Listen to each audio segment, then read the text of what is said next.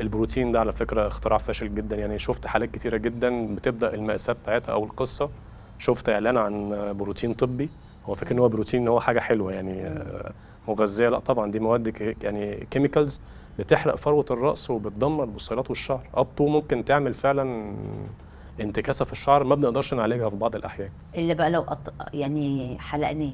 لا مش قصه حلاقه بقى، احنا بنبدا طبعا الاول هي وهو كده كده هيقع وهيسيب مكانه فراغات، هنبدا ان احنا بقى نعالج فروه الراس طبعا الاول والحساسيه اللي حصلت في الجلد والالتهابات.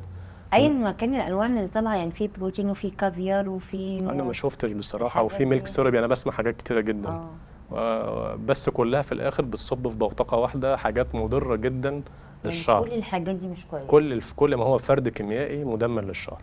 اه. طب ايه عدد المرات اللي المفروض اغسل فيها شعري في الاسبوع؟ يعني على حسب برضه، يعني مثلا لو حضرتك عندك البشره دهنيه او طبيعه فروه الراس